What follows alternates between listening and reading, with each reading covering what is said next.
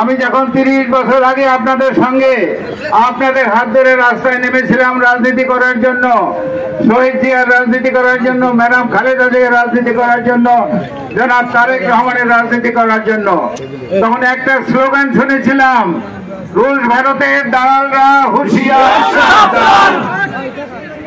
মনে আছে আপনাদের? কিন্তু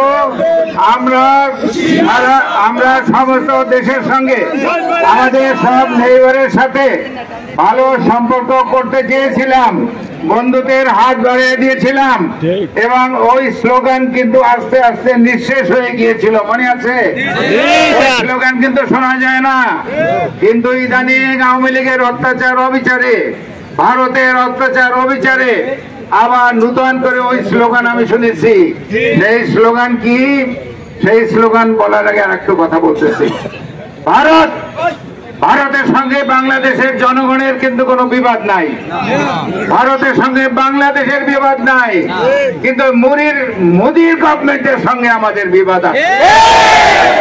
কারণ তারা এই শেখ হাসিনার উপরে ভর করে, আওয়ামী লীগের উপরে ভর করে আমাদের চট্টগ্রাম তারা আমাদের ম্যাপ থেকে কেটে নিতে চাচ্ছে, এবং তারা এটার নাম দিয়েছে হিন্দু দেশ।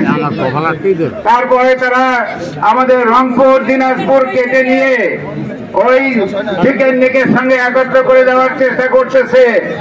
তারপরে তারা কুষ্টিয়া, যশোর, খুলনা, বরিশাল, পটুয়াখালী কেটে নিয়ে স্বাধীন বঙ্গভূমি করার চেষ্টা করতেছে।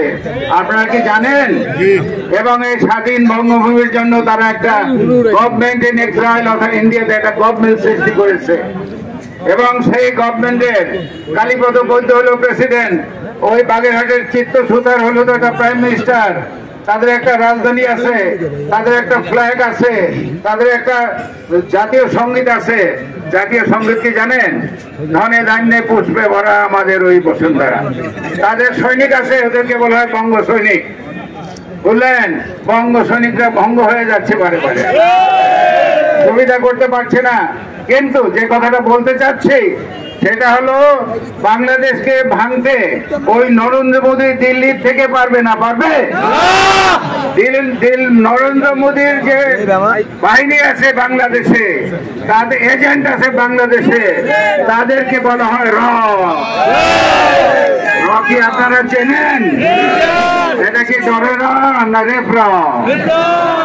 ও র তো আছেই একজন, ওর সঙ্গে কিন্তু বেকুব ডরেরা রেপ র আছে। আপনারা চিন্তা করবেন না, আপনারা একেবারেই চিন্তা করবেন না। আপনারা আছেন, দেশ আছে, আমরা আছি, ইনশাল্লাহ নির্বাচন হবে।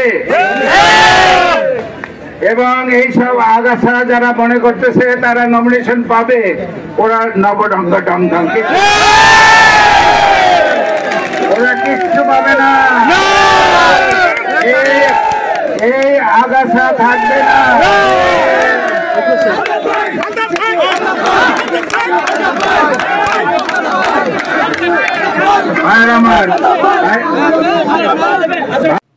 আপনি কি আপনার মাদকাসক্ত স্বজনকে নিয়ে চিন্তিত? তাহলে আজই যোগাযোগ করুন পটুয়াখালী মাদকাসক্ত চিকিৎসা সহায়তা ও পুনর্বাসন কেন্দ্রে, পল্লী বিদ্যুৎ সংলগ্ন স্বাধীনতা সড়ক, পটুয়াখালী।